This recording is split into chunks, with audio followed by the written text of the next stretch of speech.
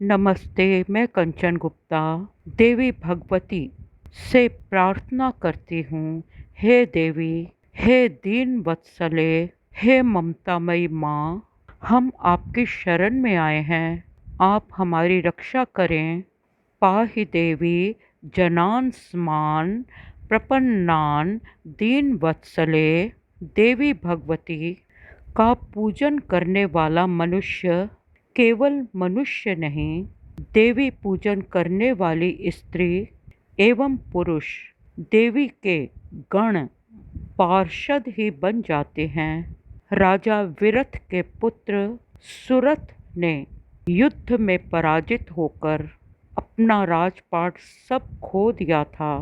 ठीक इसी प्रकार अयोध्या के नरेश ध्रुव संधि कुमार ने भी अर्थात सूर्यवंशी ध्रुव संधि कुमार सुदर्शन ने भी शत्रुओं के आक्रमण करने के कारण अपना राजपाट सब खो दिया था, परंतु नवरात्रों में देवी भगवती का पूजन करके अपना खोया हुआ राज्य पुनः प्राप्त किया।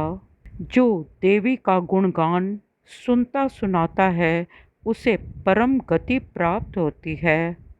देवी का पूजन करने से शत्रु दल स्वयं समक्ष आकर ऐसे भस्म होता है जैसे आग के पास जाकर कोई पतंगा अपने छोटे भाई शुंभ के देवी द्वारा मारे जाने पर मायावी निशुंभ कभी बादलों में जाकर अदृश्य हो जाता, कभी सामने आता।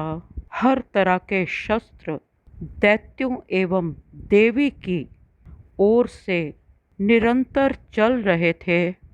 बादलों में, आकाश में अदृश्य दानव ने जब अपनी माया दिखाई तो क्रोध में देवी भी उछल पड़ी और आकाश की ओर देखा और देवी का तीसरा नेत्र खुल गया और तीसरे नेत्र की शक्ति से निकलती हुई अग्नि से देवी ने उस दैत्य को भस्म कर दिया। जब देवासुर संग्राम में देवता जीत जाते, विजयी होते तो अभिमान से भर जाते थे, परंतु देवी शक्ति को अभिमान पसंद नहीं।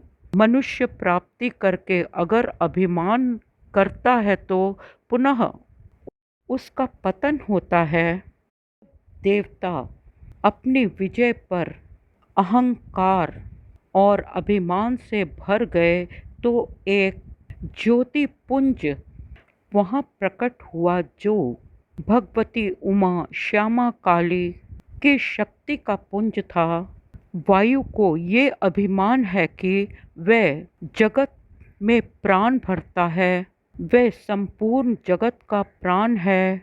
वायु ये अभिमान करता है कि उसमें ये स्थावर जंगम रूप समस्त विश्व ओतप्रोत है, वही सर्वाधार परमेश्वर है। तब देवी ने वायुदेव के समक्ष एक तिनका, एक छोटा सा हल्का सा तृण रखा और कहा कि उस तिनके को चलाकर दिखाओ। वायुदेव ने बहुत जोर लगाया, परंतु वह तिनका अपने स्थान से हिला तक नहीं। ये देखकर वायुदेव बहुत लज्जित हुए। इसी प्रकार अग्निदेव उस तिनके को जला ना सके, भस्म ना कर सके।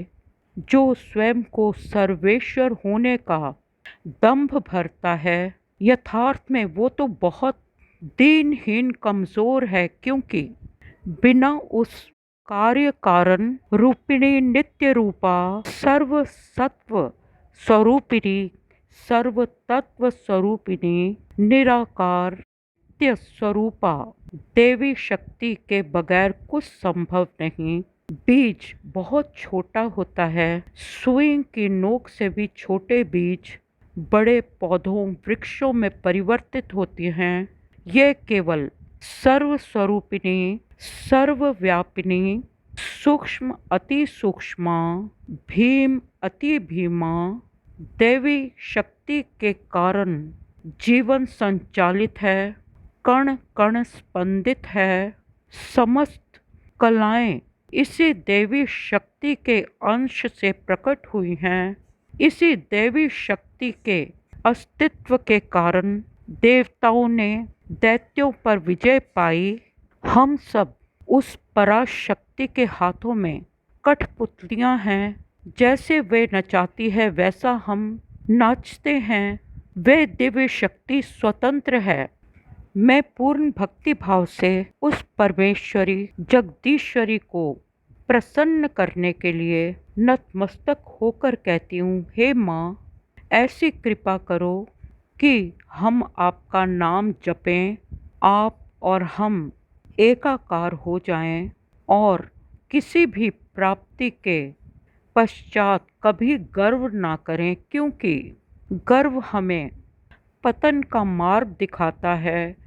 और गर्व किस बात का?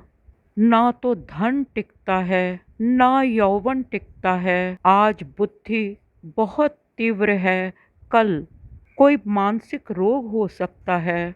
आज निरोगी काया है, कल रोगी हो सकती है।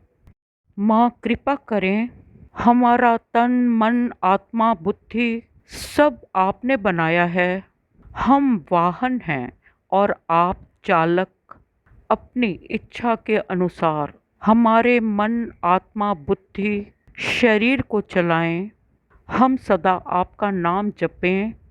हे जगदीश्वरी, आपकी कृपा हमें प्राप्त हो। हम धर्म के मार्ग पर चलें और कभी गर्व ना करें, अभिमान ना करें, नतमस्तक होके रहें। आपका धन्यवाद, धन्यवाद।